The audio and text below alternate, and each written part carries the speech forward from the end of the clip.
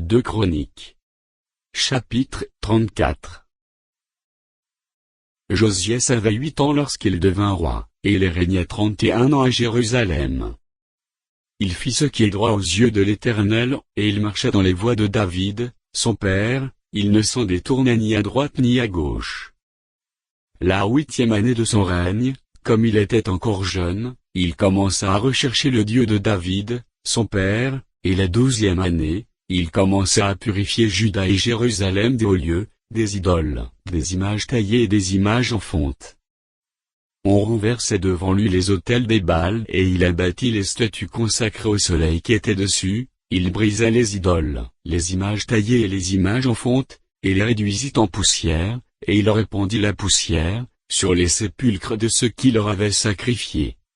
Et il brûla les ossements des prêtres sur leurs autels. C'est ainsi qu'il purifia Juda et Jérusalem. Dans les villes de Manassé, d'Éphraïm, de Siméon, et même de Nephtali, partout au milieu de leurs ruines, il renversait les autels, il mit en pièces les idoles, et les images taillées, et les réduisit en poussière, et il abattit toutes les statues consacrées au soleil dans tout le pays d'Israël. Puis il retourna à Jérusalem. La 18e année de son règne, après qu'il eut purifié le pays et la maison, il envoya Shaphan, fils d'Azalia, Maazéja, chef de la ville, et Joach, fils de Joachaz, l'archiviste, pour réparer la maison de l'Éternel, son Dieu. Ils se rendirent auprès du souverain sacrificateur Ilkija, et on livra l'argent, qui avait été apporté dans la maison de Dieu, et que les Lévites gardiens du seuil, avaient recueilli de Manassé, et d'Éphraïm et de tout le reste d'Israël, et de tout Juda et Benjamin, et des habitants de Jérusalem. On le remit entre les mains de ceux qui étaient chargés de faire exécuter l'ouvrage dans la maison de l'Éternel. Et ils l'employèrent pour ceux qui travaillaient aux réparations de la maison de l'Éternel, pour les charpentiers et les maçons, pour les achats de pierres de taille et de bois destinés aux poutres, et à la charpente des bâtiments, qu'avaient détruits les rois de Juda. Ces hommes agirent avec probité dans leur travail. Ils étaient placés sous l'inspection de Jachat et Abdias, lévites d'entre les fils de Mrari, et de Zacharie et Meshulam, d'entre les fils des Kehathites, tous ceux des Lévites qui étaient habiles musiciens, surveillaient les manœuvres et dirigeaient tous les ouvriers occupés aux divers travaux. Il y avait encore d'autres Lévites secrétaires, commissaires et portiers. Au moment où l'on sortit l'argent, qui avait été apporté dans la maison de l'Éternel, le sacrificateur Ilkija trouva le livre de la loi de l'Éternel donné par Moïse.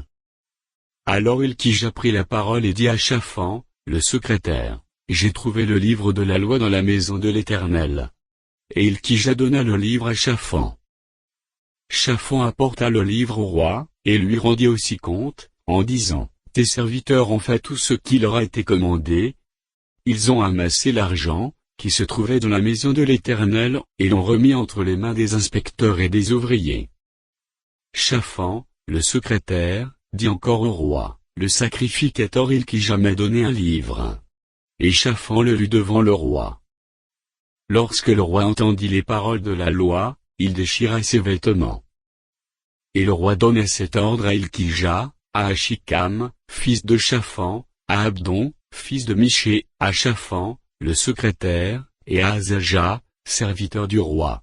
« Allez, consultez l'Éternel, pour moi et pour ceux qui restent en Israël et en Juda, au sujet des paroles de ce livre qu'on a trouvé, car grande est la colère de l'Éternel, qui s'est répandue sur nous, parce que nos pères n'ont point observé la parole de l'Éternel, et n'ont point mis en pratique tout ce qui est écrit dans ce livre. » Ilkija et ceux qu'avait désigné le roi, allèrent auprès de la prophétesse Hulda, femme de Shalom, fils de Tokehat, fils de Hasra, gardien des vêtements. Elle habita à Jérusalem, dans l'autre quartier de la ville. Après qu'ils eurent exprimé ce qu'ils avaient à lui dire, elle leur répondit, « Ainsi parle l'Éternel, le Dieu d'Israël, dites à l'homme qui vous a envoyé vers moi. Ainsi parle l'Éternel, voici, je vais faire venir des malheurs, sur ce lieu et sur ses habitants, toutes les malédictions écrites dans le livre, qu'on a lu devant le roi de Juda. Parce qu'ils m'ont abandonné et qu'ils ont offert des parfums à d'autres dieux, afin de m'irriter par tous les ouvrages de leurs mains, ma colère s'est répandue sur ce lieu, et elle ne s'éteindra point. Mais vous direz au roi de Juda, qui vous ai envoyé pour consulter l'Éternel. Ainsi parle l'Éternel, le Dieu d'Israël, au sujet des paroles que tu as entendues. Parce que ton cœur a été touché, parce que tu t'es humilié devant Dieu, en entendant ces paroles, contre ce lieu et contre ses habitants, parce que tu t'es humilié devant moi, parce que tu as déchiré tes vêtements, et que tu as pleuré devant moi. Moi aussi, j'ai entendu, dit l'Éternel. Voici, je te recueillerai auprès de tes pères, tu seras recueilli en paix dans ton sépulcre, et tes yeux ne verront pas tous les malheurs, que je ferai venir sur ce lieu et sur ses habitants. Ils rapportèrent au roi cette réponse. Le roi fit assembler tous les anciens de Juda et de Jérusalem.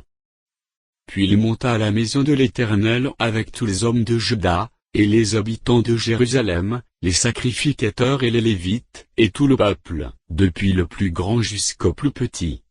Il lut devant eux toutes les paroles du livre de l'Alliance, qu'on avait trouvé dans la maison de l'Éternel. Le roi se tenait sur son estrade, et il traita alliance devant l'Éternel, s'engageant à suivre l'Éternel, et à observer ses ordonnances, ses préceptes et ses lois, de tout son cœur et de toute son âme, afin de mettre en pratique les paroles de l'alliance écrites dans ce livre. Et il fit entrer dans l'alliance tout ce qui se trouva à Jérusalem et en Benjamin, et les habitants de Jérusalem, agirent selon l'alliance de Dieu, du Dieu de leur père. Josias fit disparaître toutes les abominations de tous les pays appartenant aux enfants d'Israël, et il obligea tous ceux qui se trouvaient en Israël à servir l'Éternel, leur Dieu. Pendant toute sa vie, ils ne se détournèrent point de l'Éternel, le Dieu de leur père.